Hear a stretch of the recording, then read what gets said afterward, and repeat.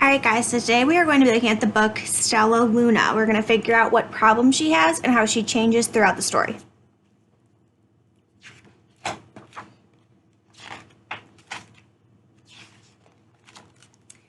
In a warm and sultry forest far, far away, there once lived a mother fruit bat and her new baby. Oh, how Mother Bat loved her soft, tiny baby. "I'll name you Stellaluna," she crooned. Each night, Mother Bat would carry Stellaluna clutched to her breast as she flew out in search for food.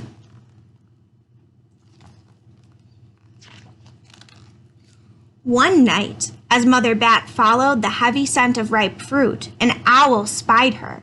On silent wings, the powerful bird swooped down upon the bats. Dodging and shrieking, Mother Bat tried to escape, but the owl struck again and again, knocking Stellaluna into the air. Her baby wings were as limp and useless as wet paper. Down and down she went, faster and faster, into the forest below. The dark, leafy tangle of branches caught Stellaluna as she fell. One twig was small enough for Stellaluna's tiny feet, wrapping her wings about her. She clutched the tiny thin branch, trembling with cold and fear.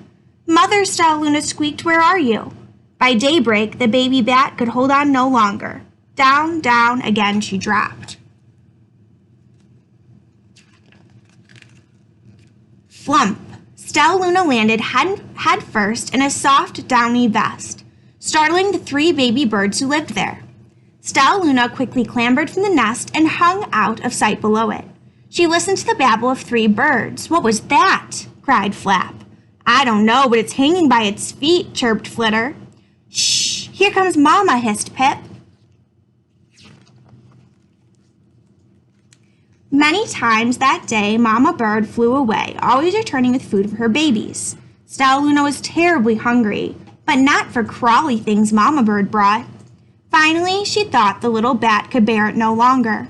She climbed into the nest, closed her eyes, and opened her mouth. Flap! In dropped big green grasshoppers.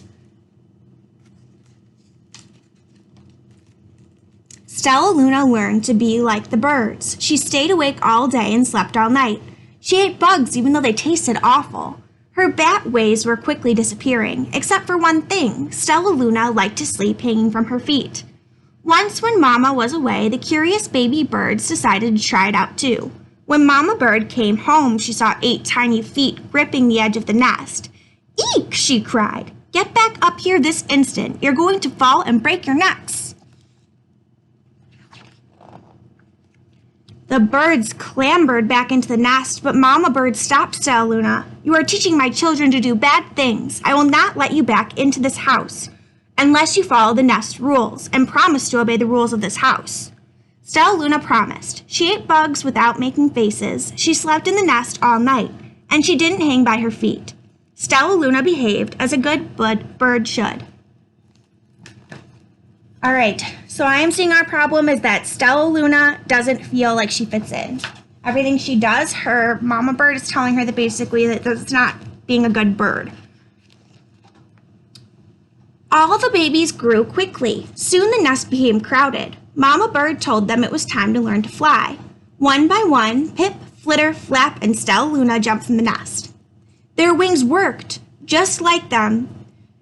"I'm just like them," thought Stellaluna. "I can fly too." Pip, Flitter, and Flap landed gracefully on a branch. Stellaluna tried to do the same. How embarrassing.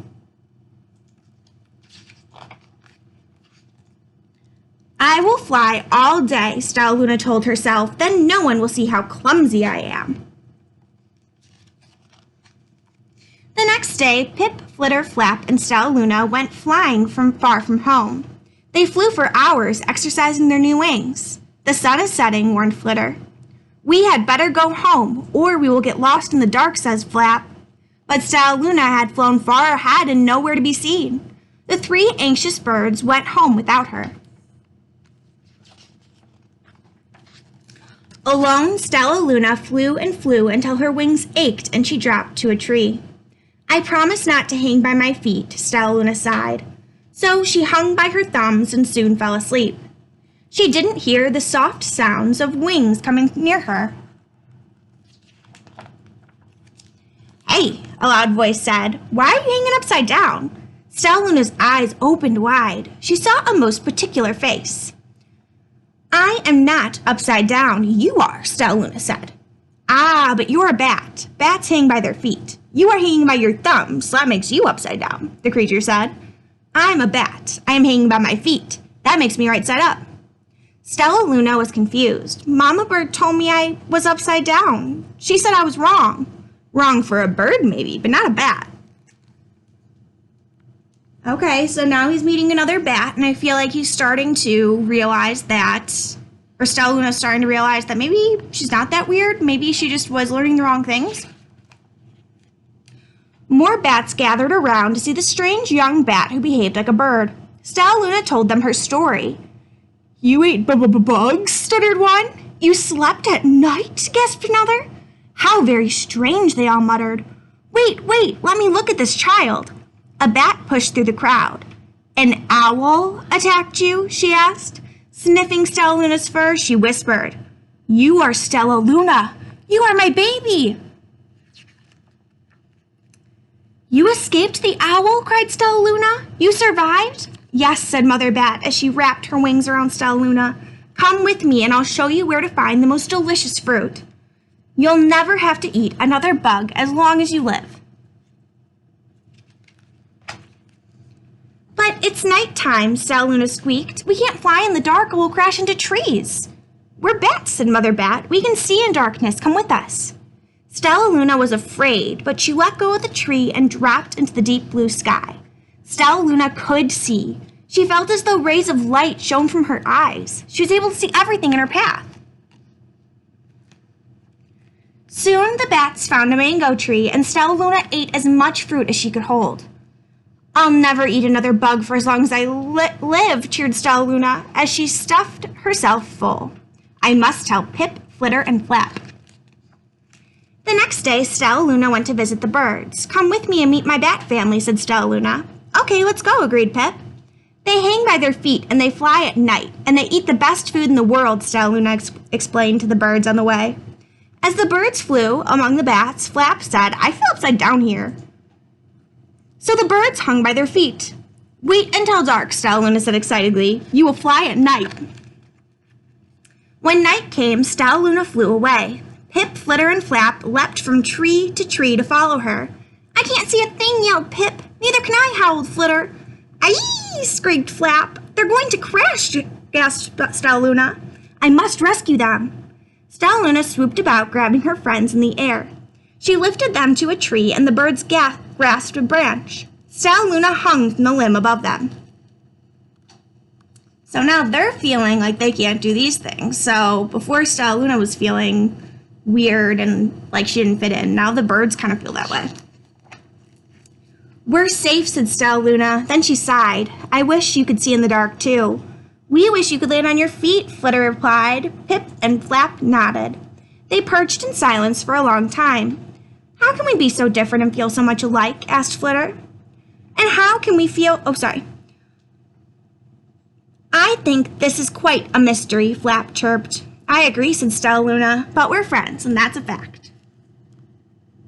So friends can be different. Here's some back notes.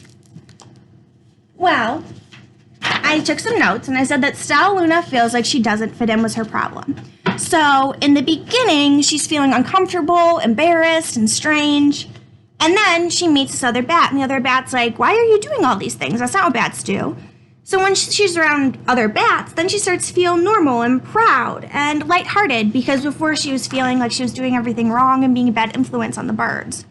So that's how Stellaluna goes from being unhappy and changing and being happy and feeling like she fits in. Thank you.